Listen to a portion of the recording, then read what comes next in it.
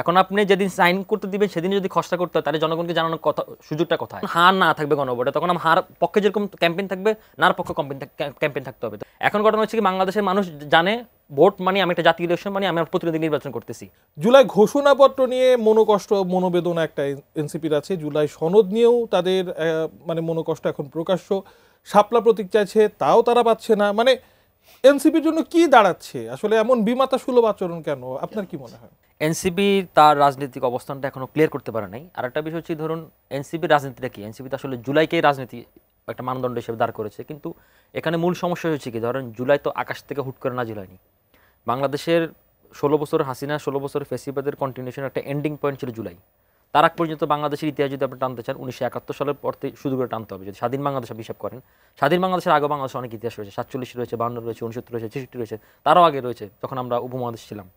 এখন সুতরাং আপনি যদি সবকিছু করে যদি আপনি জুলাই দিয়ে সবকিছু রিপ্লেস করতে চান, তো সুতরাং সেটা তো বাংলাদেশের জনগণ মেনে নেবে না, রাজনৈতিক দলগুলো মেনে নেবে না।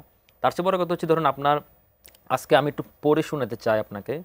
সেখানে ওরা বলেছে যে যদি গণভোট হয় এবং গণভোটে যদি ওরা প্যাকেজ আকারে করতে চায় এবং শুধু প্যাকেজ আকারে কোনো গণভোট হয়, আবার আপনি ধরুন প্যাকেজ আকারে যদি গণভোটে যদি হ্যাঁ ভোট পাস হয়ে যায়, তাহলে সেক্ষেত্রে সব নোট অফ ডিসেন্ট উঠে যাবে।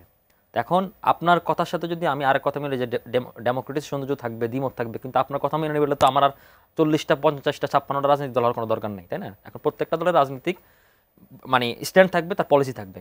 এখন ব্যাপারটা হচ্ছে, ধরুন বিএনপি চাইলে তো সব কিছু রাজি হয়ে যেতে পারতো, কিন্তু বিএনপি রাজি হয়নি কেন? কারণ বিএনপি মনে করতেছে যে আমি যতটুকু পালন করতে পারবো, যতটুকু আমি জনগণের কাছে কমিটমেন্ট করতে পারবো, আমি ততটুকু রাজি হব, এর বাইরে আমি রাজি হব না। কিন্তু ব্যাপারটা হচ্ছে, ধরুন আমাদের রাজনীতিটা ওটা নিয়ে হতে পারতো। ধরেন এনসিপি এবং জামাত বলতে পারতো যে দেখো সে কিন্তু রাজি হচ্ছে না, তুমি তাকে ভোট দিও না, এই নির্বাচন নির্বাচন করতে পারো। এখন তুমি তাকে ব্লেম করতেছো, আবার এখানে ঢুকে আবার বলতেছো যে আমি এখন জুলাই সনদ সাইন করবো না, আমি এখন জুলাই সনদ থাকবো না।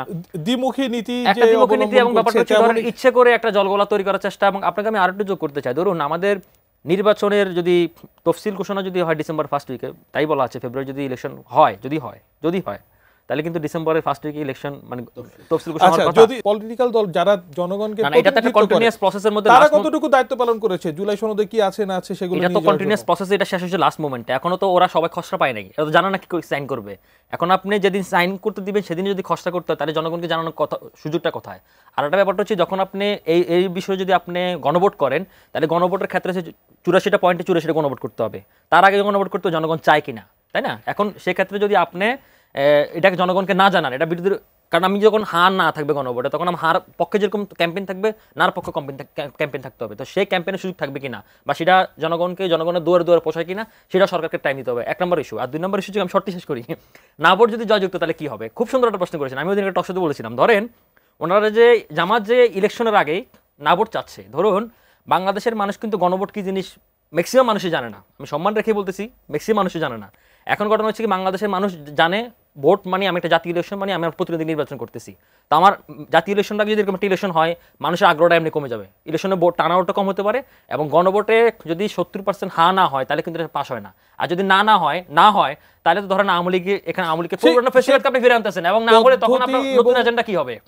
নতুন এজেন্ডা কি হবে? আর একটা 10 সেকেন্ডে শেষ করি, সেটা হচ্ছে কি, ধরুন জামাতের বিষয়টা বলছে, উনি একটা ব্যালেট প্রশ্ন করেছেন, যদি এই ধরনের প্রত্যেকটা ইস্যুতে আমরা গণভোট করি, তাহলে ফেসিবাদ বিরোধী শক্তি মুক্তিযুদ্ধ বিরোধী শক্তি কিভাবে বাংলাদেশের রাজনীতি করে সেটার একটা গণভোট হওয়া উচিত। আমি মনে করি একদম ব্যালেট প্রশ্ন, এবং সে ব্যাপারে সরকারের ক্যাম্পেইন নেওয়া উচিত এখন।